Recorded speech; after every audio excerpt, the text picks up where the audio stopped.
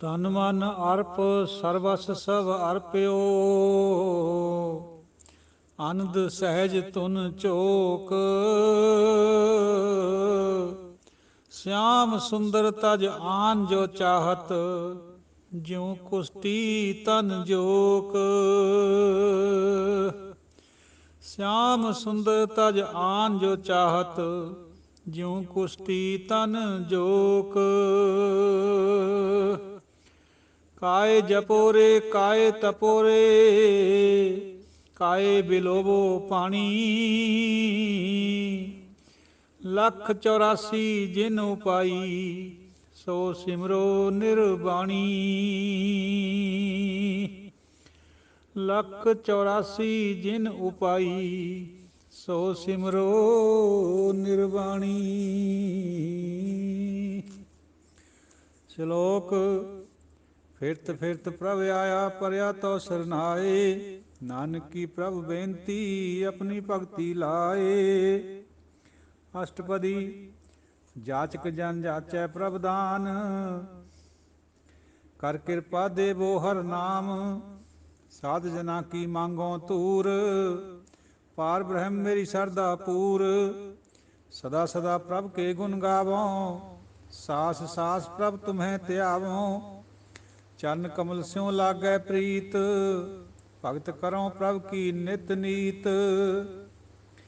एक ओट एको आधार, नानक मांगै नाम प्रभ सार। प्रभ की दृष्ट महासुख होए, हर रस पावै बिरला कोय। जिन चाख्या से जन तृप्ताने, पूर्ण पुरख नहीं डोलाने। सुबर भरे प्रेम रस रंग, उपजै चाओ साध कै संग। परे शरण आन सब त्याग, अंतर प्रगास आन दिन लिव लाग। बड़ भागी जपया प्रभ सोए, नानक नाम रते सुख होए। सेवक की मनसा पूरी पई, सतगुर ते निर्मल मत लई। जन को प्रभ होयो दयाल, सेवक कीनो सदा निहाल। बंधन काट मुक्त जन भया, जन्म मरण दुख भ्रम गया। इछ पुन्नी श्रद्धा सब पूरी, रब रहया सतसंग हजूरी।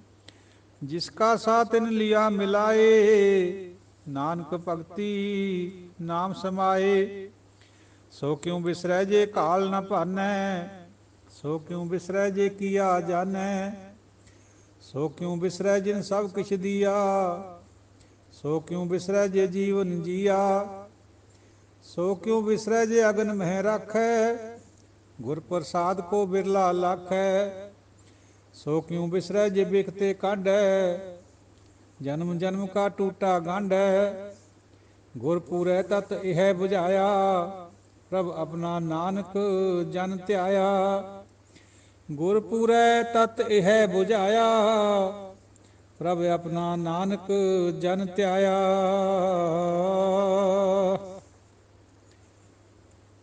ਪੰਚਮ ਪਾਤਸ਼ਾਹ ਧੰਨ ਧੰਨ ਗੁਰੂ ਅਰਜਨ ਦੇਵ ਜੀ, ਜਿਨ੍ਹਾਂ ਦੀ ਬਾਣੀ ਆਪਾਂ ਰੋਜ਼ ਸੰਗਤ ਦੇ ਨਾਲ ਸਾਂਝੀ ਕਰਦੇ ਹਾਂ। ਸੁਖਮਨੀ ਸਾਹਿਬ ਦੇ ਵਿੱਚੋਂ ਕਥਾ ਆਪਣੀ ਤੁੱਛ ਬੁੱਧੀ ਅਨੁਸਾਰ ਗੁਰਬਾਣੀ ਵਿਚਾਰਦੇ ਗੁਰਮੁਖ ਜਨੋਂ ਔਰ ਬਾਕੀ ਵੀ ਸਾਰੀ ਸਾਧ ਸੰਗਤ ਜੀ ਨੂੰ ਵਾਹਿਗੁਰੂ ਜੀ ਕਾ ਖਾਲਸਾ, ਵਾਹਿਗੁਰੂ ਜੀ ਕੀ ਫਤਿਹ। ਵਿਚਾਰ ਨੂੰ ਅੱਗੇ ਤੋਰੀਏ। ਫਿਰਤ ਫਿਰਤ ਪ੍ਰਭ ਆਇਆ ਪਰਿਆ ਤੋ ਸਰਨਾਏ। ਇਹ ਵਾਹਿਗੁਰੂ ਬਹੁਤ ਜੂਨਾਂ ਦੇ ਵਿੱਚ ਦੀ ਭਰਮਦਾ ਆਇਆ। ਕਦੇ ਰਿੰਗਣ ਵਾਲਾ ਜੀਵ ਬਣਿਆ, ਸੱਪ ਕੋਹੜ ਕਿਰਲਾ ਬਣਿਆ, ਕਦੇ ਪਾਣੀ ਵਾਲਾ ਜੀਵ ਬਣਿਆ, ਕਦੇ ਫਿਰ ਚੌਪਾਇਆ ਬਣਿਆ ਜੰਗਲਾਂ 'ਚ ਫਿਰਨ ਵਾਲਾ, ਫਿਰ ਬਾਂਦਰ ਬਣ ਗਿਆ, ਫਿਰ ਮਨੁੱਖ ਬਣ ਗਿਆ। ਹੁਣ ਤੇਰੀ ਸ਼ਰਨਾਈ ਵੀ ਮੈਂ ਆਇਆ, ਸ਼ਰਨ ਵਿੱਚ ਆਇਆ। ਨਾਨਕ ਕੀ ਪ੍ਰਭ ਬੇਨਤੀ ਆਪਣੀ ਭਗਤੀ ਲਾਏ। ਮੇਰੀ ਬੇਨਤੀ ਸੁਣ ਲਓ, ਇਹ ਪ੍ਰਭੂ ਜੀਓ ਆਪਣੀ ਭਗਤੀ ਵਿੱਚ ਲਾ ਦਿਓ ਮੈਨੂੰ। ਭਗਤੀ ਦੀਵੇ ਬੱਤੀਆਂ ਵਾਲੀ ਨਹੀਂ, ਭਗਤੀ ਅੰਦਰ ਤੋਂ, ਜਿਹਨੂੰ ਮੈਡੀਟੇਸ਼ਨ ਕਹਿੰਦੇ ਹਾਂ, ਜਿਹਦੇ ਵਿੱਚ ਜਾਪ ਹੁੰਦਾ, ਧਿਆਉਣਾ ਹੁੰਦਾ ਅਤੇ ਸਿਮਰਨ ਹੁੰਦਾ। ਅਸ਼ਟਪਦੀ। ਜਾਚਕ ਜਨ ਜਾਚੈ ਪ੍ਰਭ ਦਾਨ, ਜਾਚਕ ਮੰਗਤਾ। ਇਹ ਵਾਹਿਗੁਰੂ ਜੀਓ ਮੈਂ ਜਨ ਮੰਗਤਾ, ਤੇਤੋਂ ਇੱਕ ਦਾਨ ਮੰਗਦਾ। ਕਿਹੜਾ? ਕਰ ਕਿਰਪਾ ਦੇਵੋ ਹਰ ਨਾਮ। ਕਿਰਪਾ ਵਰਸਾਓ ਆਪਣੀ, ਔਰ ਮੈਨੂੰ ਹਰੀ ਦਾ ਨਾਮ ਦੀ, ਆਪਣੇ ਨਾਮ ਦੀ ਦਾਤ ਬਖਸ਼ ਦਿਓ। ਸਾਧ ਸੰਗਤ ਜੀ, ਉਹ ਦਇਆ ਮਾਇਆ ਦੋ ਸ਼ਬਦ ਆਉਂਦੇ ਗੁਰਬਾਣੀ 'ਚ, ਪਰਮਾਤਮਾ ਦੇ ਪ੍ਰਤੀ ਆਉਂਦੇ, ਗੁਰੂ ਪ੍ਰਤੀ ਆਉਂਦੇ। ਦਇਆ ਹੁੰਦੀ ਹੈ ਦੁਨਿਆਵੀ ਪਦਾਰਥਾਂ ਖਾਤਰ ਕਰਨੀ, ਮਾਇਆ ਹੁੰਦੀ ਹੈ ਨਾਮ ਦੀ ਬਖਸ਼ਿਸ਼ ਕਰਨੀ। ਸਾਧ ਜਨਾਂ ਕੀ ਮੰਗੋਂ ਧੂੜ, ਸਾਧਾਂ ਦੀ, ਸੰਤ ਜਨਾਂ ਦੀ ਮੈਂ ਚਰਨ ਧੂੜ ਮੰਗਦਾ। ਪਾਰ ਬ੍ਰਹਮ ਮੇਰੀ ਸ਼ਰਧਾ ਪੂਰ, ਹੇ ਵਾਹਿਗੁਰੂ, ਹੇ ਪਾਰ ਬ੍ਰਹਮ, ਹੇ ਗੋਡ, ਮੇਰੀ ਸ਼ਰਧਾ ਪੂਰੀ ਕਰ ਦੇ, ਮੈਨੂੰ ਸੰਗਤ ਦੇ ਨਾਲ ਜੋੜ ਦੇ, ਮਿਲਾ ਦੇ ਸੰਗਤ ਨੂੰ। ਸਦਾ ਸਦਾ ਪ੍ਰਭ ਕੇ ਗੁਣ ਗਾਵੋਂ, ਸਾਸ ਸਾਸ ਪ੍ਰਭ ਤੁਮੇ ਧਿਆਵੋ। ਮੈਂ ਹਮੇਸ਼ਾ ਹੀ ਤੇਰੇ ਗੁਣ ਗਾਉਂਦਾ ਰਹਾਂ, ਹਰ ਸਵਾਸ ਨਾਲ ਤੈਨੂੰ ਧਿਆਉਂਦਾ ਰਹਾਂ। ਚਰਨ ਕਮਲ ਸਿਉ ਲਾਗੈ ਪ੍ਰੀਤ, ਤੇਰੇ ਚਰਨ ਕਮਲਾਂ ਦੇ ਨਾਲ ਮੇਰੀ ਪ੍ਰੀਤ ਲੱਗ ਜਾਏ। ਭਗਤ ਕਰੋ ਪ੍ਰਭ ਕੀ ਨਿਤ ਨੀਤ, ਮੈਂ ਤੇਰੀ ਭਗਤੀ ਰੋਜ਼ ਕਰਾਂ। ਏਕ ਓਟ ਏਕੋ ਆਧਾਰ, ਮੈਨੂੰ ਇੱਕ ਤੇਰਾ ਹੀ ਆਸਰਾ ਹੋਵੇ, ਤੂੰ ਹੀ ਆਧਾਰ ਹੋਵੇਂ ਮੇਰਾ, ਹੋਰ ਕਿਸੇ ਦੀ ਮੈਨੂੰ ਟੇਕ ਨਾ ਹੋਵੇ। ਫਿਰ ਦੇਖੋ ਇੱਕ ਵਾਲਾ ਸਿਧਾਂਤ ਆ ਰਿਹਾ। ਗੁਰਬਾਣੀ ਦੀ ਕੋਈ ਸ਼ਬਦ ਕੱਢ ਲਓ, ਕੋਈ ਸਤਰ ਲੈ ਲਓ, ਤੁਕ ਲੈ ਲਓ, ਮਹਾਵਾਕ ਲੈ ਲਓ, ਸਭ ਦੇ ਵਿੱਚ ਏਕੇ ਦੀ ਬਾਤ ਪਾਈ ਹੋਈ ਹੈ। ਇੰਨਾ ਕੁਛ ਹੋਣ ਦੇ ਬਾਵਜੂਦ ਵੀ ਸਿੱਖ ਭਟਕਦਾ ਹੈ ਇੱਧਰ ਤੇ ਉੱਧਰ, ਡੁਅਲਟੀ 'ਚ, ਦੂਜੇ ਭਾਅ 'ਚ। ਇਹ ਨਾ ਜਾਣਦੇ ਹੋਏ ਵੀ ਇਹ ਦੂਜਾ ਭਾਅ ਹੈ ਜਿਹੜਾ, ਇਹ ਮਨ ਦੀ ਮੈਲ ਹੈ, ਇਹ ਮਨ ਦਾ ਸੂਤਕ ਹੈ, ਮਨ ਕਾ ਸੂਤਕ ਦੂਜਾ ਭਾਅ, ਇਹਦੇ 'ਚੋਂ ਨਿਕਲਣਾ ਹੈ। ਆ ਦੇਖੋ ਉੱਪਰ ਸੂਰਦਾਸ ਜੀ ਦੀ ਤੁਕ ਪੰਜਵੇਂ ਪਾਤਸ਼ਾਹ ਮਹੱਲੇ ਦੇ ਨਾਲ ਲਿਖੀ ਹੋਈ ਹੈ, ਉਹਦੇ 'ਚ ਉਹ ਫਰਮਾਨ ਕਰਦੇ ਹੈ, ਸੂਰਦਾਸ ਦੇ ਨਾਂ 'ਤੇ ਹੈ, ਵੈਸੇ ਪੰਚਮ ਪਾਤਸ਼ਾਹ ਦੀ ਤੁਕ ਹੈ। ਤਨ ਮਨ ਅਰਪ ਸਰਵਸ ਸਭ ਅਰਪਿਓ, ਆਨੰਦ ਸਹਿਜ ਧੁਨ ਚੋ। ਸਭ ਕੁਛ ਤੈਨੂੰ ਦੇ ਦੇਵਾਂ ਪ੍ਰਭੂ, ਤਨ ਵੀ, ਮਨ ਵੀ, ਸਰਵੰਸ ਸਾਰਾ ਕੁਛ, ਮਨ ਵੀ ਆਤਮਾ ਵੀ, ਔਰ ਮੈਨੂੰ ਇੰਨਾ ਆਨੰਦ ਆ ਜਾਏ ਵੀ ਮੈਂ ਝੁਕ ਜਾਵਾਂ ਸਹਿਜ ਧੁਨ ਦੇ ਵਿੱਚ। ਬੈਠਾ ਬੈਠਾ ਜਿਵੇਂ ਬੰਦੇ ਨੂੰ ਲੋਰ ਆਉਂਦੀ ਹੈ ਨਾ, ਸਿਰ ਹੇਠ ਨੂੰ ਹੋ ਜਾਂਦਾ, ਝੁਕ ਜਾਂਦਾ, ਉਹਨੂੰ ਝੋਕ ਕਹਿੰਦੇ ਆ। ਸ਼ਿਆਮ ਸੁੰਦਰ ਤਜ ਆਨ ਜੋ ਚਾਹਤ, ਜਿਉ ਕੁਸ਼ਤੀ ਤਨ ਜੋਗ। ਸ਼ਿਆਮ ਸੁੰਦਰ ਪਰਮਾਤਮਾ ਕ੍ਰਿਸ਼ਨ ਜੀ ਨੂੰ ਕਿਹਾ ਜਾਂਦਾ ਵੈਸੇ ਤਾਂ, ਪਰ ਪਰਮਾਤਮਾ ਖਾਤਰ ਵਰਤਿਆ ਸ਼ਬਦ ਗੁਰੂ ਸਾਹਿਬ ਦਾ। ਪਰਮਾਤਮਾ ਨੂੰ ਛੱਡ ਕੇ ਜੇ ਕੋਈ ਹੋਰ ਕਿਸੇ ਚੀਜ਼ ਨੂੰ ਚਾਹੁੰਦਾ ਹੈ, ਸ਼ਿਆਮ ਸੁੰਦਰ ਤਜ ਆਨ ਜੋ ਚਾਹਤ, ਜੇ ਕਿਸੇ ਹੋਰ ਚੀਜ਼ ਨੂੰ ਕੋਈ ਚਾਹੁੰਦਾ ਹੈ, ਕਿਸੇ ਵਿਅਕਤੀ ਵਿਸ਼ੇਸ਼ ਨੂੰ ਚਾਹੁੰਦਾ ਹੈ, ਕਿਸੇ ਦੇਵ ਨੂੰ ਚਾਹੁੰਦਾ, ਹੋਰ ਦੇਵਤੇ ਨੂੰ, ਜਾਂ ਕਿਸੇ ਨੂੰ ਵੀ, ਜਿਉਂ ਕੁਸ਼ਤੀ ਤਨ ਜੋਗ, ਜਿਵੇਂ ਕੋੜੀ ਦੇ ਜੋਕ ਲੱਗ ਜਾਂਦੀ ਹੈ, ਲਹੂ ਪੀਂਦੀ ਹੈ, ਬਿਲਕੁਲ ਐਸੇ ਤਰੀਕੇ ਨਾਲ। ਸਾਧ ਸੰਗਤ ਜੀ, ਇਹਨੂੰ ਮੋਰਲ ਪ੍ਰੋਸਟੀਚਿਊਸ਼ਨ ਵੀ ਕਿਹਾ ਜਾਂਦਾ ਹੈ। ਕੇਵਲ ਇੱਕ ਦੀ ਭਗਤੀ, ਦੂਜੀ ਨਹੀਂ। ਆ ਦੇਖੋ ਅੱਗੇ ਫਰਮਾਨ ਕਰਦੇ ਆ ਭਗਤ ਤਰਲੋਚਨ ਜੀ, ਕਾਏ ਜਪੋਰੇ ਕਾਏ ਤਪੋਰੇ ਕਾਏ ਬਿਲੋਵੋ ਪਾਣੀ। ਉਹ ਭਾਈ ਕਿਉਂ ਪਾਣੀ ਰਿੜਕਣ ਲੱਗੇ ਹੋਏ ਆ? ਜਿਹੜਾ ਤੁਸੀਂ ਜਪ ਕਰਦੇ ਆ, ਤਪ ਕਰਦੇ ਆ ਜੋਗੀਓ, ਇਹ ਤਾਂ ਪਾਣੀ ਰਿੜਕਣਾ ਹੈ, ਇਹਦੇ 'ਚੋਂ ਮੱਖਣ ਨਹੀਂ ਨਿਕਲਣ ਲੱਗਾ। ਲੱਖ 84 ਜਿਨ ਉਪਾਈ, ਸੋ ਸਿਮਰੋ ਨਿਰਵਾਣੀ। ਜਿਹਨੇ ਇਹ 84 ਲੱਖ ਪੈਦਾ ਕਰੀ ਹੈ ਮੇਦਨੀ ਸ੍ਰਿਸ਼ਟੀ, ਉਹਦਾ ਨਿਰਵਾਣ ਕੀਰਤਨ ਗਾਓ।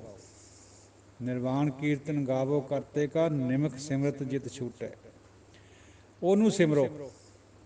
ਆ ਜਿਹੜਾ ਕੁਝ ਦੁਨਿਆਵੀ ਤੌਰ 'ਤੇ ਤੁਸੀਂ ਕਰਦੇ ਆ, ਸਭ ਜਪ, ਸਭ ਤਪ, ਸਭ ਚਤਰਾਈ, ਉਜੜ ਭਰਮੈ ਰਾਹ ਨਾ ਪਾਈ, ਬਿਨ ਨਾਮੈ ਕਿਛ ਥਾਏ ਨਾ ਪਾਈ। ਇਹ ਕਿਤੇ ਥਾਂ ਨਹੀਂ ਪੈਣਾ ਜਿਹੜਾ ਜਪ ਤਪ ਦੁਨਿਆਵੀ ਹੈ। ਕੇਵਲ ਇੱਕ ਦੀ ਭਗਤੀ, ਔਰ ਉਹ ਵੀ ਦੀਵੇ ਬੱਤੀਆਂ ਦੀ ਨਹੀਂ, ਸਰੈਂਡਰ ਆਫ ਮਾਈਂਡ ਐਂਡ ਬੁੱਧੀ ਦੀ ਭਗਤੀ। 9 ਪ੍ਰਕਾਰ ਦੀਆਂ ਭਗਤੀਆਂ ਇਸੇ ਭਗਤੀ 'ਚ ਆ ਜਾਂਦੀਆਂ, ਜਦੋਂ ਮਨ ਔਰ ਤਨ ਗੁਰੂ ਨੂੰ ਬੰਦਾ ਦੇ ਦੇਵੇ, ਪਰਮਾਤਮਾ ਨੂੰ ਸੌਂਪ ਦੇਵੇ। ਸਭ ਕਿਸਮ ਦੀਆਂ ਭਗਤੀਆਂ ਇਹਦੇ ਵਿੱਚ ਆ ਜਾਂਦੀਆਂ। ਤਾਂ ਇਹੀ ਗੁਰਬਾਣੀ ਦਾ ਆਸ਼ਾ ਹੈ ਬਈ ਇੱਕ ਦੇ ਨਾਲ ਜੁੜ ਜਾਓ, ਇੱਕ ਤੋਂ ਬਿਨਾਂ ਦੂਜੇ ਦੀ ਗੱਲ ਨਹੀਂ ਕਰਨੀ। ਇਹਦੇ ਨਾਲੇ ਸਾਧ ਸੰਗਤ ਜੀ, ਉਹ ਇੱਕ ਸ਼ਬਦ ਆਉਂਦਾ ਹੈ ਸਤੁਤੀ ਔਰ ਉਸਤਤੀ, ਵਡਿਆਈ ਨੂੰ ਕਹਿੰਦੇ ਆ। ਪ੍ਰਭ ਕੀ ਉਸਤਤ ਕਰੋ ਸੰਤ ਮੀਤ, ਸਾਵਧਾਨ ਇਕਾਗਰ ਚੀਤ। ਉਸਤਤੀ ਔਰ ਸਤੂਤੀ ਦੋਨੋਂ ਇੱਕ ਵੀ हैं, ਦੋ ਵੀ हैं, ਇਹ ਵੀ ਭੇਦਾ ਭੇਦ ਹੈ। ਦੇਖੋ ਉਸਤਤੀ ਦੁਨਿਆਵੀ ਹੁੰਦੀ ਹੈ, ਚੰਗੇ ਗੁਣਾਂ ਕਰਕੇ ਕਰੀ ਜਾਂਦੀ ਹੈ। ਜਿਹੜਾ ਕੋਈ ਗੁਣ ਹੁੰਦਾ ਸੱਚਾ, ਉਹ ਕਹਿ ਦੇਣਾ। ਜਿਵੇਂ ਦਸ਼ਮੇਸ਼ ਜੀ ਨੇ ਔਰੰਗਜ਼ੇਬ ਦੇ ਕਈ ਗੁਣਾਂ ਨੂੰ ਉਸਤਤੀ ਕਰੀਏ, ਵਡਿਆਈ ਕਰੀਏ ਵੀ ਤੂੰ ਲੋਕਾਂ ਦੀ ਸੇਵਾ ਕਰਦਾ ਹੈ, ਧਾਰਮਿਕ ਵੀ ਹੈ, ਨਮਾਜ਼ ਵੀ ਕਰਦਾ ਹੈ, ਜ਼ਕਾਤ ਵੀ ਦਿੰਦਾ ਹੈ, ਤੈਂ ਸ਼ਰਾਬਬੰਦੀ ਵੀ ਕਰ ਦਿੱਤੀ ਹੈ, ਚੰਗੇ ਗੁਣ ਹੈ। ਲੇਕਿਨ ਜਿਹੜੇ ਉਹਦੇ ਮਾੜੇ ਗੁਣ ਸੀ ਉਹ ਵੀ ਉਭਾਰੇ ਕਿ ਤੂੰ ਕਾਹਲੀ ਤਬੀਅਤ ਹੈ, ਤੂੰ ਕਿਸੇ ਨੂੰ ਬਰਦਾਸ਼ਤ ਨਹੀਂ ਕਰਦਾ, ਤੈਂ ਆਪਣਿਆਂ ਦੇ ਖੂਨ ਨਾਲ ਹੱਥ ਰੰਗੇ ਹੋਏ ਹੈ, ਤੂੰ ਸ਼ੱਕੀ ਸੁਭਾਅ ਦਾ ਹੈ। ਇਸ ਤਰ੍ਹਾਂ ਤਾਂ ਉਸਤਤੀ ਪਰਮਾਤਮਾ ਦੀ ਵਡਿਆਈ ਖਾਤਰ ਵੀ ਸ਼ਬਦ ਆਇਆ ਹੋਇਆ ਗੁਰਬਾਣੀ 'ਚ, ਲੇਕਿਨ ਉਸਤਤੀ ਹੁੰਦੀ ਹੈ ਛੋਟੇ ਲੈਵਲ 'ਤੇ, ਸੱਚ ਦੇ ਤੌਰ 'ਤੇ ਕਿਸੇ ਦੇ ਕੋਈ ਗੁਣ ਵਰਣਨ ਕਰਦੇ ਨੇ।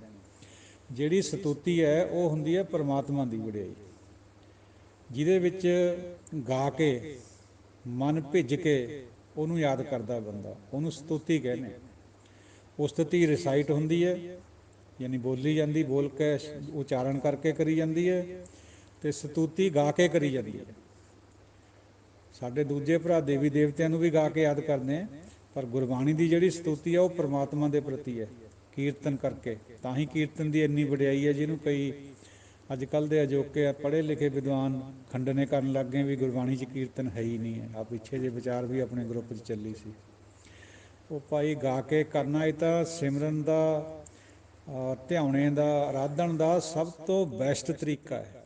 ਜਦੋਂ ਮਨ ਛਾਲਾ ਮਾਰਦਾ ਹੈ ਪ੍ਰੇਮ ਦੇ ਵਿੱਚ, ਉਦੋਂ ਗਾ ਕੇ ਆਪਣੇ ਪਿਆਰੇ ਨੂੰ ਖੁਸ਼ ਕਰਿਆ ਜਾਂਦਾ। ਇਹ ਮਨ ਦੀ ਉਹ ਅਵਸਥਾ ਹੁੰਦੀ ਜਦੋਂ ਪੂਰਾ ਅੰਦਰ ਪ੍ਰੇਮ ਪ੍ਰਗਟ ਹੋਇਆ ਵਾ ਹੁੰਦਾ, ਉਹਨੂੰ ਸਤੁਤੀ ਕਹਿੰਦੇ। ਤਾਂ ਸ਼ਬਦ ਭਾਵੇਂ ਦੋਨੋਂ ਇੱਕ ਜਿਹੀਆਂ, ਇੱਕ ਜਗ੍ਹਾ ਤੋਂ ਹੀ ਨਿਕਲੇ, ਸਤੁਤੀ ਔਰ ਉਸਤਤੀ, ਪਰ ਦੋਹਾਂ ਦੇ ਵਿੱਚ ਸਟਲਟੀ ਹੈ, ਦੋਹਾਂ ਦੇ ਵਿੱਚ ਅੰਦਰੂਨੀ ਭੇਦ ਵੀ ਹੈ। ਉਂਝ ਦੋਨੋਂ ਇੱਕ ਦੂਜੇ ਖਾਤਰ ਵਰਤੇ ਵੀ ਗਏ ਹੈ, ਗੁਰਬਾਣੀ 'ਚ ਵੀ ਵਰਤੇ ਗਏ ਹੈ। ਤੋ ਸਾਧ ਸੰਗਤ ਜੀਓ, ਵਿਚਾਰ ਨੂੰ ਅੱਗੇ ਵਧਾਈਏ ਤਾਂ ਵਿੱਚ ਕੋਈ ਕੋਈ ਵਿਚਾਰ ਯਾਦ ਆ ਜਾਂਦੀ ਹੈ, ਆਪਾਂ ਸਾਂਝੀ ਕਰ ਲੈਂਦੇ। ਪੰਚਮ ਪਾਤਸ਼ਾਹ ਫਰਮਾਉਂਦੇ ਹੈ ਬਈ ਮੈਨੂੰ ਨਾਮ ਦਾ ਦਾਨ ਦੇ ਦੇ, ਬਸ ਸੰਤਾਂ ਦੀ ਸੰਗਤ ਵਿੱਚ ਮੈਨੂੰ ਸ਼ਾਮਲ ਕਰਾ ਕੇ ਮੈਨੂੰ ਸੰਗਤ ਬਖਸ਼ ਦੇ, ਸੰਗਤ ਨੂੰ ਮਿਲਾ ਦੇ। ਮੇਰੀ ਸ਼ਰਧਾ ਇਹੀ ਹੈ ਵੀ ਮੈਨੂੰ ਨਾਮ ਦੇ ਦੇ ਸੰਤਾਂ ਦੀ ਸੰਗਤ 'ਚੋਂ। ਏਕ ਓਟ ਏਕੋ ਆਧਾਰ, ਨਾਨਕ ਮੰਗੈ ਨਾਮ ਪ੍ਰਭ ਸਾਰ। ਸਭ ਤੋਂ ਸ੍ਰੇਸ਼ਟ ਵਸਤੂ ਨਾਮ ਹੈ, ਅਲੱਭ ਹੈ, ਦੁਰਲੱਭ ਹੈ। ਇਹ ਮੈਨੂੰ ਦੇ ਦੇ, ਇਹ ਮੈਨੂੰ ਆਸਰਾ ਬਣਾ ਦੇ ਮੇਰਾ। ਪ੍ਰਭ ਕੀ ਦ੍ਰਿਸ਼ਟ ਮਹਾਂ ਸੁਖ ਹੋਏ, ਪ੍ਰਭੂ ਦੀ ਦ੍ਰਿਸ਼ਟੀ ਦੇ ਵਿੱਚ ਹੀ ਮਹਾਂ ਸੁਖ ਹੈ। ਜੇ ਉਹ ਕਿਰਪਾ ਕਰ ਦੇਵੇ, ਉਸ ਤੋਂ ਉੱਪਰ ਕੋਈ ਗੱਲ ਰਹਿ ਹੀ ਨਹੀਂ ਜਾਂਦੀ। ਫਿਰ ਉਹਦੀ ਮਿਹਰ, ਉਹਦਾ ਅਲਤਾਫ, ਇਹੀ ਸਭ ਕੁਛ ਹੈ। ਹਰ ਰਸ ਪਾਵੇ ਬਿਰਲਾ ਕੋਇ, ਇਹ ਹਰੀ ਦਾ ਰਸ ਕੋਈ ਵਿਰਲਾ ਪਾਉਂਦਾ ਹੈ। ਇਹਨੂੰ ਪਿਰਮ ਰਸ ਵੀ ਕਿਹਾ ਜਾਂਦਾ। ਭਾਈ ਗੁਰਦਾਸ ਜੀ ਨੇ ਇਹਨੂੰ ਪਿਰਮ ਰਸ ਬਹੁਤ ਕਿਹਾ। ਪਿਰਮ ਰਸ ਦੇ ਵਿੱਚ ਉਹ ਭਗਤੀ ਹੈ, ਪਿਰਮ ਰਸ, ਜਿਹੜੀ ਨਾ ਕੋਈ ਜੋਗੀ ਈੜਾ ਪਿੰਗਲਾਂ ਦੇ ਰਾਹੀਂ ਪ੍ਰਾਪਤ ਕਰ ਸਕਦਾ, ਨਾ ਹੀ ਕੋਈ ਨਿੱਜਰ ਧਾਰ ਚੋਂਦੀਆਂ ਜਿਹੜੀਆਂ ਉਹ ਕਹਿੰਦੇ ਸਾਡੇ ਅੰਦਰ ਚੋਂਦੀ ਹੈ ਅੰਮ੍ਰਿਤ ਦੀ ਧਾਰ ਤੇ ਧੂਰਾ ਪੀ ਕੇ, ਨਾ ਉਹ ਉਹਦੀ ਰੀਸ ਕਰ ਸਕਦੀਆਂ, ਨਾ ਹੀ ਉਹਦੀ ਕੋਈ ਸੁਗੰਧੀ ਰੀਸ ਕਰ ਸਕਦੀ ਹੈ। ਜਿਵੇਂ ਅਰਗਜ਼ਾ ਹੈ, ਸਾਰਿਆਂ ਸੁਗੰਧੀਆਂ ਨੂੰ ਇਕੱਠੇ ਕਰਕੇ ਇੱਕ ਜਿਹੜੀ ਸੁਗੰਧੀ ਆਉਂਦੀ ਉਹਨੂੰ ਅਰਗਜ਼ਾ ਕਹਿੰਦੇ। ਨਾ ਹੀ ਫੁਲੇਲ, ਤਿਲਾਂ ਦੇ ਤੇਲ ਵਿੱਚ ਫੁੱਲਾਂ ਦੀ ਸੁਗੰਧੀ ਰਲਾ ਕੇ ਉਹਨੂੰ ਫੁਲੇਲ ਕਹਿੰਦੇ, ਨਾ ਹੀ ਉਹ ਉਹਦੀ ਰੀਸ ਕਰ ਸਕਦੀ ਹੈ। ਕੋਈ ਉਹਦੀ ਰੀਸ ਨਹੀਂ ਕਰ ਸਕਦੀ ਪਿਰਮ ਰਸ ਦੀ। ਪਿਰਮ ਰਸ ਬਹੁਤ ਉੱਚਾ ਹੈ। ਇਹ ਹਰੀ ਦਾ ਰਸ ਹੈ ਜਿਹੜਾ, ਇਹ ਕਿਸੇ ਵਿਰਲੇ ਨੂੰ ਮਿਲਦਾ। ਜਿਨ ਚਾਖਿਆ ਸੇ ਜਨ ਤ੍ਰਿਪਤਾਨੇ, ਜਿਨ੍ਹਾਂ ਨੇ ਇਹਨੂੰ ਚੱਖ ਲਿਆ ਉਹ ਰੱਜ ਜਾਂਦੇ, ਸੈਟਿਸਫਾਈ ਹੋ ਜਾਂਦੇ, ਔਰ ਕੰਟੈਂਟਮੈਂਟ ਤੋਂ ਵੀ ਉੱਪਰ ਉਹ ਸੈਟਿਸਫਾਈ ਚਲੇ ਜਾਂਦੇ। ਪੂਰਨ ਪੁਰਖ ਨਹੀਂ ਡੋਲਾਨੇ, ਫਿਰ ਉਹ ਪੂਰਨ ਪੁਰਖ ਬਣ ਜਾਂਦੇ, ਕਦੇ ਡੋਲਦੇ ਨਹੀਂ। ਸੁਬਰ ਭਰੇ ਪ੍ਰੇਮ ਰਸ ਰੰਗ, ਉਹ ਚੰਗੀ ਤਰ੍ਹਾਂ ਨੱਕੋ ਨੱਕ ਭਰ ਜਾਂਦੇ, ਲਵਾ ਲਵ, ਲਵਰੇਜ ਪ੍ਰੇਮ ਰਸ ਦੇ ਨਾਲ। ਉਪਜੈ ਚਾਓ ਸਾਧ ਕੈ ਸੰਗ, ਸਾਧੂ ਦੀ ਸੰਗਤ ਵਿੱਚ ਇਹ ਚਾਓ ਉਪਜਦਾ ਪਰਮਾਤਮਾ ਵਾਲਾ। ਪਰੇ ਸ਼ਰਨ ਆਨ ਸਭ ਤਿਆਗ, ਹੋਰ ਸਭ ਨੂੰ ਤਿਆਗ ਕੇ ਉਹਦੀ ਸ਼ਰਨ 'ਚ ਪਏ ਹੈ। ਅੰਤਰ ਪ੍ਰਗਾਸ ਅਨ ਦਿਨ ਲਿਵ ਲਾਗ, ਅੰਦਰ ਪ੍ਰਗਾਸ ਹੋ ਗਿਆ, ਦਿਨ ਰਾਤ ਉਹਦੀ ਲਿਵ ਲੱਗ ਗਈ। ਇਹ ਪੰਚਮ ਪਾਤਸ਼ਾਹ ਫਰਮਾਉਂਦੇ। ਬੜ ਭਾਗੀ ਜਪਿਆ ਪ੍ਰਭ ਸੋਏ, ਵੱਡਿਆਂ ਭਾਗਾਂ ਦੇ ਨਾਲ ਪ੍ਰਭੂ ਨੂੰ ਜਪਿਆ, ਨਹੀਂ ਜਪ ਹੁੰਦਾ ਇਹ। ਨਾਨਕ ਨਾਮ ਰਤੇ ਸੁਖ ਹੋਏ, ਸੁਖ ਆਨੰਦ ਪ੍ਰਾਪਤੀ ਹੀ ਨਾਮ ਦੇ ਰਤਨ ਨਾਲ।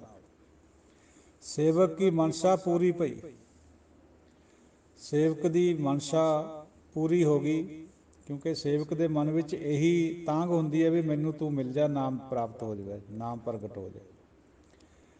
ਬਾਕੀ ਜਿਹੜੀਆਂ ਹੋਰ ਮੰਗਾਂ ਆਪਾਂ ਮੰਗਦੇ ਹਾਂ, ਚਾਰ ਪਦਾਰਥ ਜੇ ਕੋ ਮੰਗੈ ਸਾਧ ਜਨਾ ਕੀ ਸੇਵਾ ਲੱਗ, ਉਹ ਵੀ ਠੀਕ ਹੈ ਆਪਣੀ ਜਗ੍ਹਾ, ਕਿਉਂਕਿ ਜ਼ਿੰਦਗੀ ਜਿਉਣੀ ਹੈ, ਪਰ ਉਹ ਸਭ ਕੁਛ ਨਹੀਂ ਹੈ।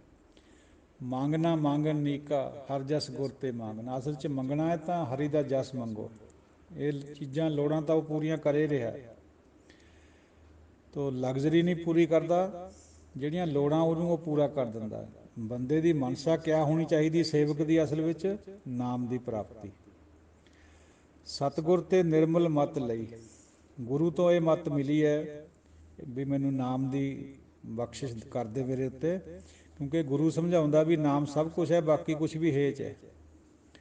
ਜਨ ਕੋ ਪ੍ਰਭ ਹੋਇਓ ਦਇਆਲ, ਜਨ ਨੂੰ ਪ੍ਰਭੂ ਦਿਆਲੂ ਹੋ ਗਿਆ। ਜਨ ਵੀ, ਜਨ ਵੈਸੇ ਤਾਂ ਇਹਦਾ ਆਖਰੀ ਅਰਥ ਸੇਵਕ ਹੀ ਹੁੰਦਾ ਹੈ, ਪਰ ਜਨ ਗੁਰਬਾਣੀ 'ਚ ਉਸ ਸੈਂਸ ਵਿੱਚ ਆਇਆ ਹੋਇਆ ਜਿਹਦੇ ਅੰਦਰ, ਜਿਹੜਾ ਜਗਿਆਸੂ ਬਣ ਕੇ ਜਿਹਦੇ ਅੰਦਰ ਨਾਮ ਦੀ ਖਿੱਚ ਪੈਦਾ ਹੋ ਗਈ ਜਾਂ ਨਾਮ ਪੈਦਾ ਹੋ ਗਿਆ, ਉਹ ਜਨ ਹੁੰਦਾ ਹੈ। ਜਣਾ ਕਣਾ ਜਨ ਨਹੀਂ ਹੁੰਦਾ। ਸੇਵਕ ਕੀਨੋ ਸਦਾ ਨਿਹਾਲ, ਫਿਰ ਉਸ ਸੇਵਕ ਨੂੰ ਹਮੇਸ਼ਾ ਹੀ ਉਹ ਨਿਹਾਲ ਕਰਦਾ ਹੈ। ਬੰਧਨ ਕਾਟ ਮੁਕਤ ਜਨ ਭਇਆ, ਸਾਰੇ ਬੰਧਨ ਕੱਟ ਦਿੰਦਾ ਹੈ, ਮੁਕਤੀ ਮਿਲ ਜਾਂਦੀ ਹੈ ਜਨ ਨੂੰ। ਜਿਉਂਦੇ ਜੀ, ਓਪਨ ਰੈਲੀਜਨ ਬਰਗਸਨ ਦਾ, ਵੀ ਮਰਨ ਤੋਂ ਬਾਅਦ ਕਿਸੇ ਨੇ ਮੁਕਤੀ ਨਹੀਂ ਦੇਖੀ। ਮੂਏ ਹੋਏ ਜੋ ਮੁਕਤ ਦਿਓਗੇ, ਮੁਕਤ ਨਾ ਜਾਣੇ ਕੋਇਲਾ, ਬਾਬਾ ਨਾਮਦੇਵ ਜੀ।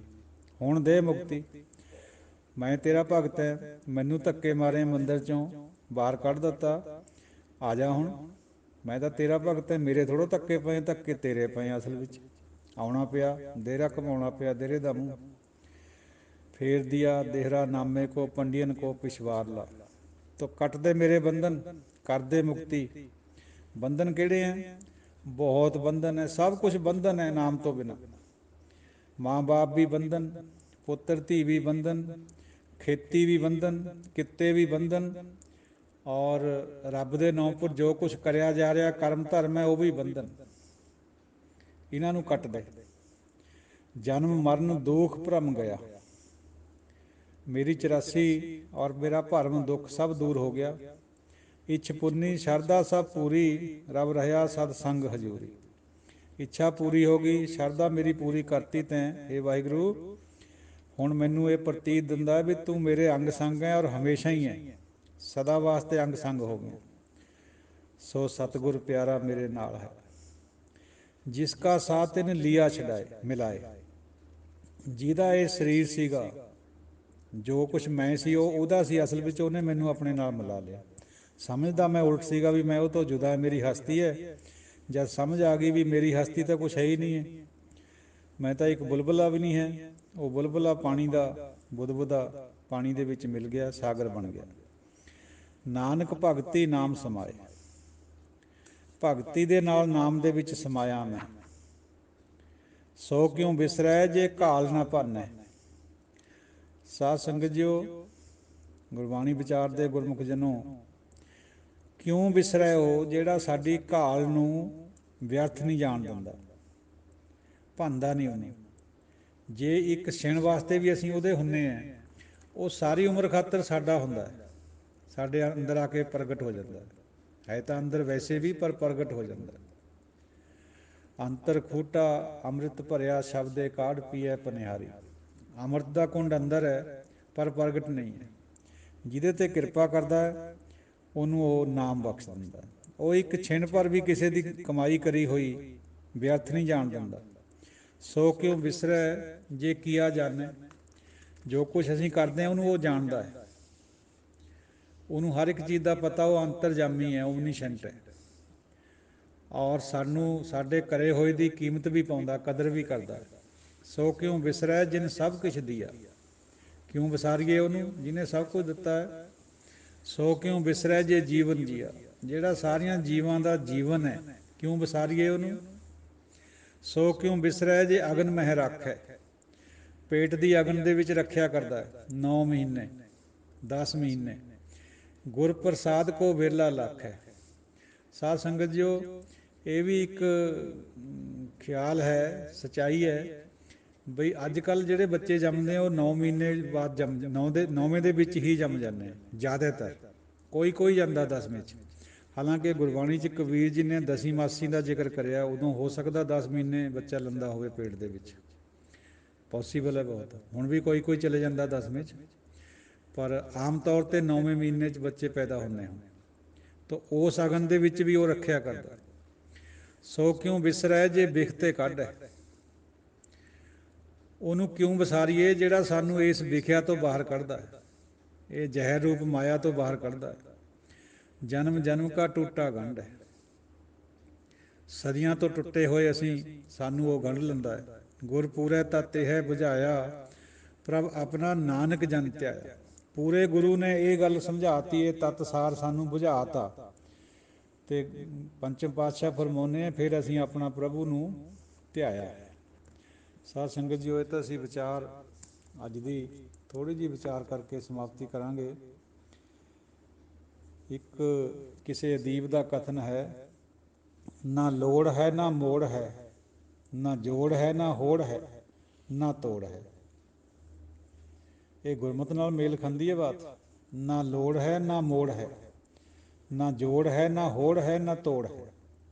ਥੋੜ੍ਹਾ ਜਿਹਾ ਵਿਚਾਰ ਕੇ ਦੇਖੀਏ, ਸਾਨੂੰ ਨਾਮ ਤੋਂ ਬਿਨਾਂ ਹੋਰ ਕੋਈ ਲੋੜ ਨਹੀਂ। ਅਵਸਥਾ ਹੀ ਐਸੀ ਬਣ ਜਾਂਦੀ ਹੈ ਉੱਥੇ ਜਾ ਕੇ। ਨਾ ਮੋੜ ਹੈ, ਨਾ ਹੀ ਬੰਦਾ ਉਹਨੂੰ ਮੋੜਦਾ, ਤਿਆਗ ਨਹੀਂ ਕਰਦਾ ਉਹਦਾ, ਜੇ ਉਹ ਦਿੰਦਾ ਬਖਸ਼ਿਸ਼ਾਂ ਕਰਦਾ। ਇੱਥੇ ਗੁਰਮਤਿ ਦਾ ਇੱਕ ਨੁਕਤਾ ਛੁਪਿਆ ਹੋਇਆ। ਦਾਸਰੇ ਨੂੰ ਕਿਸੇ ਵਕਤ ਕਥਾ ਕਰਦੇ ਨੂੰ, ਬਹੁਤ ਦੇਰ ਦੀ ਗੱਲ ਹੈ, ਕਿਸੇ ਲੇਡੀ ਟੀਚਰ ਨੇ ਸਵਾਲ ਪੁੱਛਿਆ ਸੀ ਵੀ ਤੁਸੀਂ ਕਿਹਾ ਹੈ ਜੀ ਦਾਨ ਦੇਣਾ ਅਤੇ ਲੈਣਾ, ਵੀ ਇਹ ਦੋਨੋਂ ਕਰਮ ਸ਼ੁਭ ਕਰਮਾਂ 'ਚ ਆਉਂਦੇ ਆ, ਵੀ ਦੇਣਾ ਤਾਂ ਠੀਕ ਹੈ, ਲੈਣਾ ਕਿਵੇਂ ਉਹ ਹੈ। ਉਦੋਂ ਤਾਂ ਅਸਲ 'ਚ ਪਤਾ ਨਹੀਂ ਸੀ, ਮੈਨੂੰ ਵੀ ਨਹੀਂ ਸੀ ਖੁਦ ਪਤਾ। ਬਾਅਦ 'ਚ ਸਮਝ ਆਈ ਬਈ ਦਾਨ ਦੇਣਾ ਤਾਂ ਚਲੋ ਅੱਛੀ ਗੱਲ ਹੈ ਹੀ ਹੈ, ਦਾਨ ਵੀ ਸੇਵਾ ਦੇ ਰੂਪ 'ਚ, ਦੇ ਲੈਣਾ ਕਿਵੇਂ ਪਵਿੱਤਰ ਹੈ, ਇਹ ਅੱਛੀ ਗੱਲ ਹੈ, ਸ਼ੁਭ ਕਰਮ ਕਿਵੇਂ ਹੈ ਇਹ। ਸਾਧ ਸੰਗਤ ਜੀ, ਜੇ ਬੰਦੇ ਦੇ ਮਨ 'ਚ ਇਹ ਆ ਜਾਏ ਵੀ ਮੈਂ ਨਹੀਂ ਕਿਸੇ ਤੋਂ ਵੀ ਲੈਂਦਾ, ਤਾਂ ਹਉਮੈ ਵਧਣ ਦਾ ਹਮੇਸ਼ਾ ਹੀ ਡਰ ਰਹਿੰਦਾ, ਵੱਧਦੀ ਹੈ ਬਲਕਿ।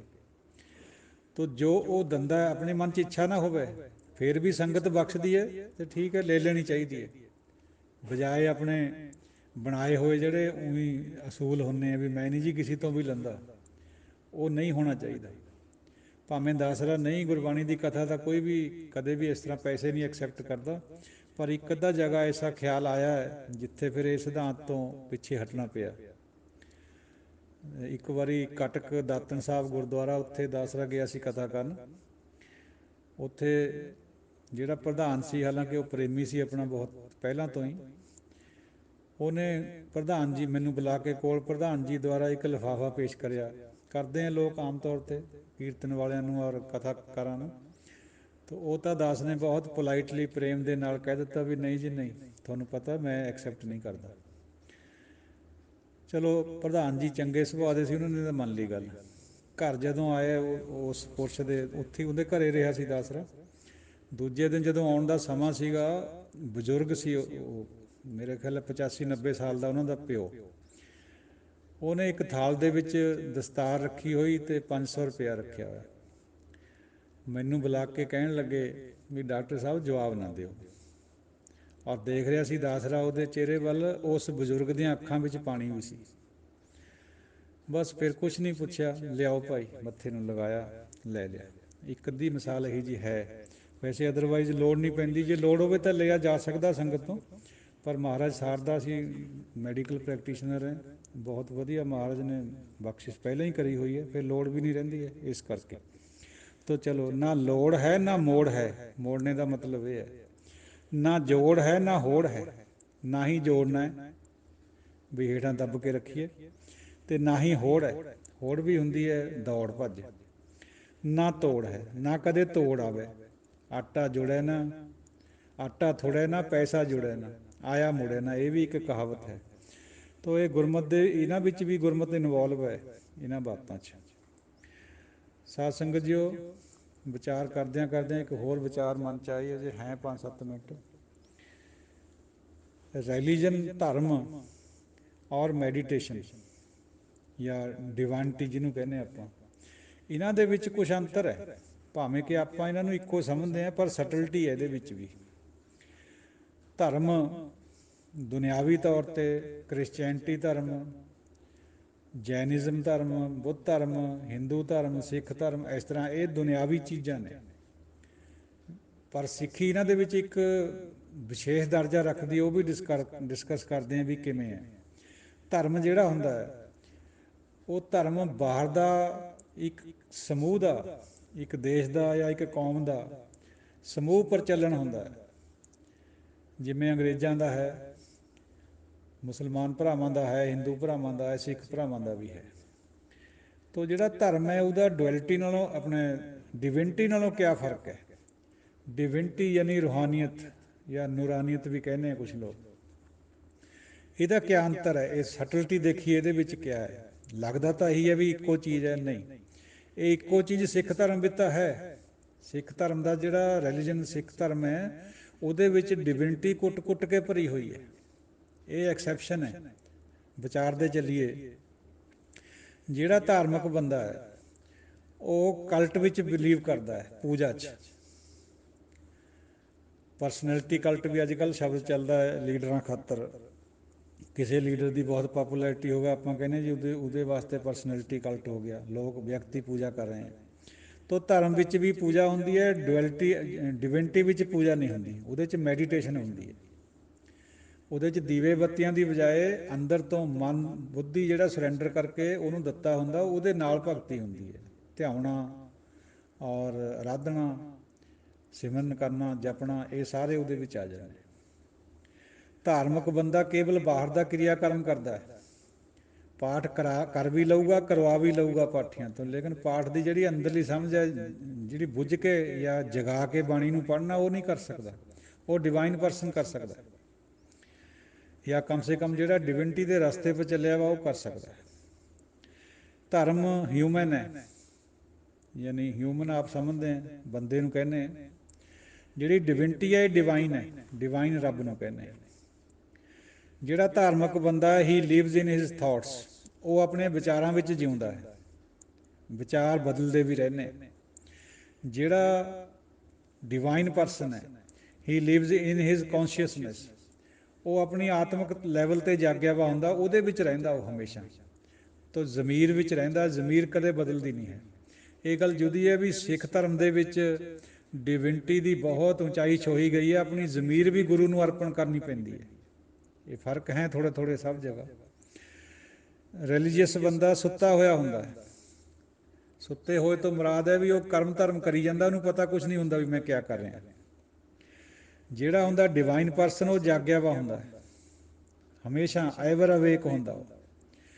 ਔਰ ਰਿਲੀਜੀਅਸ ਬੰਦਾ ਲੋਅਰ ਨੌਲੇਜ ਪ੍ਰੈਕਟਿਸ ਕਰਦਾ ਹੈ। ਲੋਅਰ ਨੌਲੇਜ ਤੋਂ ਭਾਵ ਹੈ ਪਠਨ ਪਾਠਨ, ਉੱਪਰੋਂ ਉੱਪਰੋਂ ਸੇਵਾ, ਤੀਰਥ ਯਾਤਰਾ, ਹੋਰ ਕਰਮ ਧਰਮ, ਪੁੰਨ ਦਾਨ, ਇਸ ਤਰ੍ਹਾਂ ਇਹ ਉਹ ਕਰਦਾ ਹੈ। ਜਿਹੜਾ ਡਿਵਾਈਨ ਪਰਸਨ ਹੈ ਉਹ ਹਾਇਰ ਨੌਲੇਜ ਦਾ ਅਧਿਕਾਰੀ ਹੁੰਦਾ ਹੈ। ਉਹ ਕੇਵਲ ਜਪਦਾ ਹੈ, ਕੇਵਲ ਧਿਆਉਂਦਾ ਹੈ, ਕੇਵਲ ਸਿਮਰਨ ਕਰਦਾ ਹੈ, ਉਹ ਹਾਇਰ ਨੌਲੇਜ ਹੈ। ਸਾਧ ਸੰਗਤ ਜੀ, ਉਹ ਗੁਰਬਾਣੀ ਦਾ ਪਾਠ ਸ਼ੁੱਧ ਕਰਨਾ ਹੈ, ਬਹੁਤ ਅੱਛੀ ਗੱਲ ਹੈ। ਪਰ ਜੇ ਇਕੱਲਾ ਵਿਆਕਰਨੇ ਜਾਣਦਾ ਹੋਵੇ ਬੰਦਾ, ਉਹਦੇ ਮੁਤਾਬਕ ਪੜ੍ਹਨ ਲੱਗ ਜਾਏ, ਲੇਕਿਨ ਜਿਹੜੀ ਅੰਦਰਲੀ ਬਾਤ ਹੈ ਉਹ ਨਾ ਕਰੇ। ਉਹ ਅਨਪੜ੍ਹ ਵੀ ਕਰ ਸਕਦਾ ਬਿਨਾਂ ਵਿਆਕਰਨ ਤੋਂ ਵੀ, ਪੜ੍ਹਿਆ ਅਨਪੜ੍ਹਿਆ ਪਰਮਗਤ ਪਾਵੇ, ਉਹ ਗੱਲ ਹੋਰ ਹੈ। ਤੋ ਇਹ ਜਿਹੜਾ ਵਿਆਕਰਨ ਵੀ ਸਿੱਖਣਾ ਹੈ, ਕੋਈ ਜੋਗਰਾਫੀ ਹਿਸਟਰੀ ਸਿੱਖ ਲਈ, ਬਹੁਤ ਸਾਰੇ ਹੋਰ ਵਿਸ਼ੇ ਸਿੱਖ ਲਏ, ਇਹ ਸਾਰਾ ਹੀ ਲੋਅਰ ਨੌਲੇਜ ਆਉਂਦਾ। ਮੁੰਡਕਾ ਉਪਨਿਸ਼ਦ ਵਿੱਚ ਇਹਦਾ ਬਹੁਤ ਵਧੀਆ ਵਿਵਰਣ ਦਿੱਤਾ ਹੋਇਆ। ਐਸੇ ਤਰੀਕੇ ਨਾਲ ਜਿਹੜਾ ਧਰਮੀ ਬੰਦਾ ਹੁੰਦਾ ਹੈ, ਉਹ ਧਰਮ ਖਾਤਰ, ਕੌਮ ਖਾਤਰ ਜਹਾਦ ਕਰਦਾ ਹੈ, ਮਰ ਮਿਟੂਗਾ ਆਪਣੀ ਕੌਮ ਖਾਤਰ। ਲੇਕਿਨ ਜਿਹੜਾ ਡਿਵਾਈਨ ਪਰਸਨ ਹੈ ਉਹ ਮਨੁੱਖਤਾ ਲਈ ਜਾਨ ਦਿੰਦਾ ਹੈ। ਮਨੁੱਖਤਾ ਵਿੱਚ ਕੋਈ ਵੀ ਧਰਮ ਹੋ ਸਕਦਾ ਹੈ। ਗੁਰੂ ਤੇਗ ਬਹਾਦਰ ਸਾਹਿਬ ਜੀ, ਨਾਮੇ ਪਾਤਸ਼ਾਹ, ਕਈ ਸਾਡੇ ਭੁੱਲੜ ਲੋਕ ਇਸ ਤਰ੍ਹਾਂ ਲੱਗੇ ਕਹਿਣ ਵੀ ਉਹ ਹਿੰਦ ਦੀ ਚਾਦਰ ਸੀਗੇ। ਨਹੀਂ ਭਾਈ, ਸਗਲ ਸ੍ਰਿਸ਼ਟ ਪੈ ਢਾਪੀ ਚਾਦਰ, ਇਹ ਸ਼ਬਦ ਹੈ ਉੱਥੇ, ਸਗਲੀ ਸ੍ਰਿਸ਼ਟੀ ਪਰ, ਨਾ ਕਿ ਹਿੰਦੂ ਧਰਮ ਦੀ ਰੱਖਿਆ ਖਾਤਰ। ਇਹ ਗੱਲ ਜੁਦੀ ਹੈ ਵੀ ਇੰਸੀਡੈਂਟਲੀ ਉਦੋਂ ਹਿੰਦੂ ਧਰਮ ਮਜ਼ਲੂਮ ਸੀਗਾ, ਜਿਹਦੇ ਜ਼ੁਲਮ ਹੋ ਰਿਹਾ ਸੀ, ਇਸ ਕਰਕੇ ਉਹਨਾਂ ਦੀ ਰੱਖਿਆ ਹੋਈ ਹੈ। ਜੇ ਹਿੰਦੂ ਧਰਮ ਜ਼ੁਲਮ ਕਰਦਾ ਤਾਂ ਉਹਦੀ ਰੱਖਿਆ ਨਹੀਂ ਕਰਨੀ। ਫਿਰ ਜੇ ਸਿੱਖ ਵੀ ਜ਼ੁਲਮ ਕਰਦਾ ਕੋਈ ਰਾਜਾ, ਉਹਦੀ ਵੀ ਰੱਖਿਆ ਨਹੀਂ ਕਰਨੀ ਗੁਰੂ ਸਾਹਿਬ ਨੇ। ਤੋ ਜਿਹੜਾ ਡਿਵਾਈਨ ਪਰਸਨ ਹੈ, ਉਹਦਾ ਜਿਹੜਾ ਵਿਜ਼ਨ ਹੁੰਦਾ ਉਹ ਬਹੁਤ ਦੂਰ ਤੱਕ ਹੁੰਦਾ, ਮਨੁੱਖਤਾ ਖਾਤਰ ਹੁੰਦਾ। ਇਹ ਫਰਕ ਹੈ ਧਾਰਮਿਕ ਬੰਦੇ ਔਰ ਡਿਵਾਈਨ ਪਰਸਨ ਦੇ ਵਿੱਚ। ਧਰਮ ਵਾਲਾ ਬੰਦਾ ਬਲੀਆਂ ਲਏਗਾ, ਥੋੜ੍ਹੇ ਜਾਨਵਰਾਂ ਦੀਆਂ ਬਲੀਆਂ ਦਿੱਤੀਆਂ ਜਾਂਦੀਆਂ, ਯੱਗ ਕਰੇ ਜਾਂਦੇ, ਅਸ਼ਵਮੇਧ ਜੱਗ ਵਗੈਰਾ, ਲੇਕਿਨ ਡਿਵਾਈਨ ਬੰਦਾ ਬਲੀ ਦੇ ਦੇਗਾ ਆਪਣੀ, ਲਏਗਾ ਨਹੀਂ ਕਿਸੇ ਦੀ। ਦੁਨਿਆਵੀ ਬੰਦਾ ਦੁਨਿਆਵੀ ਸੱਚ ਬੋਲੂਗਾ, ਲੇਕਿਨ ਜਿਹੜਾ ਰੂਹਾਨੀ ਸੱਚ ਹੈ ਉਹ ਨਹੀਂ ਬੋਲ ਸਕਦਾ। ਉਹ ਰੂਹਾਨੀ ਸੱਚ ਦੇ ਵਿੱਚ ਕਈ ਦਫਾ ਅਸੱਤ ਵੀ ਸ਼ਾਮਿਲ ਹੁੰਦਾ ਹੈ। ਨੇਕ ਜਿਹਨੂੰ ਕਹਿੰਦੇ ਆ, ਨੇਕ ਝੂਠ, ਉਹ ਉਹੀ ਕਰ ਸਕਦਾ, ਦੁਨਿਆਵੀ ਬੰਦਾ ਨਹੀਂ ਕਰ ਸਕਦਾ। ਇਹ ਵੀ ਇੱਕ ਬਹੁਤ ਮਹੱਤਵਪੂਰਨ ਗੱਲ ਹੈ। ਤੇ ਜਿਹੜਾ ਧਾਰਮਿਕ ਬੰਦਾ ਉਹ ਡਿਵਾਈਨ ਨਹੀਂ ਹੁੰਦਾ ਕਦੇ ਵੀ। ਡਿਵਾਈਨ ਬੰਦਾ ਧਾਰਮਿਕ ਹੋ ਸਕਦਾ ਹੈ, ਨਹੀਂ ਵੀ ਹੋ ਸਕਦਾ, ਦੋਨੋਂ ਗੱਲਾਂ ਨੇ। ਔਰ ਧਾਰਮਿਕ ਬੰਦਾ ਰਿਚੁਅਲ ਕਰਦਾ ਹੈ, ਰਿਵਾਜ ਕਰਦਾ ਹੈ, ਧਰਮ ਦੇ ਨਾਂ ਪਰ ਜੋ ਰੀਤੀ ਰਿਵਾਜ ਹੈ ਉਹ ਕਰਦਾ। ਜਿਹੜਾ ਡਿਵਾਈਨ ਬੰਦਾ ਉਹ ਕਰ ਵੀ ਸਕਦਾ, ਨਹੀਂ ਵੀ ਕਰ ਸਕਦਾ। ਉਹ ਬਾਹਰ ਬੈਠਾ ਬੁੱਲੇ ਸ਼ਾਹ ਦੀ ਤਰ੍ਹਾਂ ਬਿਨਾਂ ਹੀ ਮਸੀਤ ਤੋਂ ਉਹਨੂੰ ਧਿਆਉਂਦਾ ਹੁੰਦਾ। ਇਹ ਵੀ ਉਹਦੀ ਕਲਾ ਹੀ ਹੁੰਦੀ ਹੈ। ਉਹਨੂੰ ਸਮਝ ਆ ਜਾਂਦੀ ਹੈ ਵੀ ਇਹ ਮੰਦਰ ਹੈ, ਜਿਹੜਾ ਇਹ ਹਰਮੰਦਰ ਹੈ, ਇਹ ਸਰੀਰ ਹੈ, ਇਹਦੇ ਵਿੱਚ ਤਾਂ ਤੂੰ ਰਹਿਣਾ। ਸੋ ਉਹ ਦੋਨੋਂ ਤਰ੍ਹਾਂ ਹੋ ਸਕਦਾ ਹੈ, ਧਾਰਮਿਕ ਵੀ ਹੋ ਸਕਦਾ, ਨਹੀਂ ਵੀ ਹੋ ਸਕਦਾ, ਪਰ ਅੰਦਰੋਂ ਡਿਵਾਈਨ ਜ਼ਰੂਰ ਹੁੰਦਾ। ਉਹ ਜਿਹੜੇ ਧਾਰਮਿਕ ਬੰਦੇ ਆ ਉਹ ਡਿਵਾਈਨ ਨਹੀਂ ਹੁੰਦੇ ਅੰਦਰੋਂ, ਉਹ ਕੇਵਲ ਰਿਚੁਅਲ ਕਰਦੇ ਆ, ਰੀਤੀ ਰਿਵਾਜ ਕਰਦੇ ਆ। ਸਿੱਖ ਧਰਮ ਦੀ ਇਹੀ ਵਿਸ਼ੇਸ਼ਤਾ ਹੈ ਬਈ ਸਿੱਖ ਧਰਮ ਇੱਕ ਧਰਮ ਹੁੰਦੇ ਹੋਏ ਦੁਨਿਆਵੀ, ਇਹਦੇ ਵਿੱਚ ਡਿਵਾਈਨ ਗੁਣ ਕੁੱਟ ਕੇ ਪਾਤਸ਼ਾਹ ਨੇ ਭਰੇ ਹੋਏ। ਹਰ ਗੱਲ ਸਿੱਖ ਧਰਮ ਦੀ ਡਿਵਾਈਨ ਹੈ। ਇਹ ਅਲੱਗਾ ਬਾਤ ਹੈ ਵੀ ਸਿੱਖ ਕੁਛ ਭੱਟ ਅੱਗੇ ਹੋਵੇਂ ਉਸ ਗੱਲ ਤੋਂ, ਉਹ ਹੋਰ ਗੱਲ ਹੈ, ਪਰ ਜਿਹੜੇ ਅਸੂਲ ਹੈ ਉਹ ਡਿਵਾਈਨ ਹੈ। ਅਕਾਲ ਤਖ਼ਤ ਸਾਹਿਬ ਦੀ ਸਾਜਣਾ ਡਿਵਾਈਨ ਹੈ, ਕੋਈ ਸਮਝੇ ਜਾਂ ਨਾ ਸਮਝੇ। ਸੀਰੀਆ ਦੇ ਵਿੱਚ ਜਾ ਕੇ ਲੰਗਰ ਛਕਾਉਣਾ, ਦਵਾਈਆਂ ਵੰਡਣੀਆਂ, ਹਾਲਾਂਕਿ ਉਹਨਾਂ ਨਾਲ ਸਾਡਾ ਕੋਈ ਵੈਸੇ ਤਾਂ ਪ੍ਰੇਮ ਨਹੀਂ, ਉਹ ਤਾਂ ਮੁਸਲਮਾਨ ਹੈ, ਦੋਵੇਂ ਪਾਸੇ ਲੜਦੇ, ਖਾਨਾ ਜੰਗੀ ਹੈ, ਪਰ ਅਸੀਂ ਫਿਰ ਵੀ ਉਹਨਾਂ ਖਾਤਰ ਲੰਗਰ ਲਾਈ ਬੈਠੇ ਹਾਂ ਉੱਥੇ। ਇਹ ਡਿਵਿਨਟੀ ਹੈ, ਇਹਨੂੰ ਹਰ ਧਰਮ ਵਾਲਾ ਨਹੀਂ ਕਰ ਸਕਦਾ। ਇਹ ਸਿੱਖਾਂ ਦੇ ਹਿੱਸੇ 'ਚ ਆਈ ਹੋਈ ਬਾਤ ਹੈ। ਸਿੱਖ ਕਿਉਂਕਿ ਧਾਰਮਿਕ ਹੋਣ ਦੇ ਨਾਲ ਨਾਲ ਡਿਵਾਈਨ ਵੀ ਗੁਣ ਹੈ ਇਹਦੇ ਵਿੱਚ, ਬਾਬਿਆਂ ਨੇ ਬਖਸ਼ੇ ਹੋਏ ਹੈ, ਗੁਰੂ ਸਾਹਿਬਾਨਾਂ ਨੇ। ਤਾਂ ਸਿੱਖ ਪ੍ਰੈਕਟਿਸ ਹਮੇਸ਼ਾ ਕੋਸ਼ਿਸ਼ ਕਰਦਾ ਡਿਵਾਈਨ ਹੋਣ ਦੀ, ਹੋਵੇ ਨਾ ਹੋਵੇ ਥੋੜ੍ਹੀ ਜਿਹੀ ਲਹਿਦਾ ਗੱਲ ਹੈ। ਸਾਰੇ ਸਿੱਖ ਡਿਵਾਈਨ ਨਹੀਂ ਹੈ, ਪਰ ਅਸੂਲ ਡਿਵਾਈਨ ਹੈ। ਜਦੋਂ ਬਣਾਉਣ ਵਾਲੇ ਹੀ ਡਿਵਾਈਨ ਸੀਗੇ, ਬਾਣੀਕਾਰ ਸਾਰੇ ਡਿਵਾਈਨ ਸੀਗੇ, ਤਾਂ ਫਿਰ ਉਹ ਡਿਵਿਨਟੀ ਆਉਣੀ ਹੈ। ਤੋ ਇਸੇ ਕਰਕੇ ਏਕੇ ਪ੍ਰਜੋਰ ਹੈ, ਏਕਾ ਡਿਵਿਨਟੀ ਦਾ ਚਿੰਨ੍ਹ ਹੈ। ਜਿਹੜੀ ਡੁਅਲਿਟੀ ਹੈ, ਇੱਕ ਤੋਂ ਬਿਨਾਂ ਹੋਰ ਬਹੁਤੇ ਹੈ, ਪਲੂਰਲਿਜ਼ਮ ਜਿਹਨੂੰ ਕਹਿੰਦੇ ਆ, ਉਹ ਡਿਵਾਈਨ ਨਹੀਂ ਹੁੰਦੇ। ਡਿਵਾਈਨ ਕੇਵਲ, ਡਿਵਾਈਨ ਦਾ ਮਤਲਬ ਹੀ ਗੋਡ ਲਾਈਕ ਹੈ, ਪਰਮਾਤਮਾ ਤੋਂ ਹੈ। ਤੋ ਪਰਮਾਤਮਾ ਦੀ ਕਰੀ ਹੋਈ ਜਿਹੜੀ ਕਿਰਤ ਹੈ, ਜਿਵੇਂ ਪਹਿਲਾਂ ਕਈ ਵਾਰ ਵਿਚਾਰ ਆ ਲਈ, ਸਮਾਪਤੀ ਕਰਨ ਤੋਂ ਪਹਿਲਾਂ ਇੱਕ ਵਾਰ ਫਿਰ ਦੁਹਰਾ ਦਿਆਂ, ਪਰਮਾਤਮਾ ਨੂੰ ਪੱਥਰ ਕਿਹਾ ਜਾ ਸਕਦਾ ਹੈ, ਪੱਥਰ ਪਰਮਾਤਮਾ ਨਹੀਂ ਹੈ। ਬਸ ਇਸ ਗੱਲ ਨੂੰ ਸਮਝ ਲਓ, ਸਿੱਖੀ ਸਮਝ ਆ ਜਾਏਗੀ।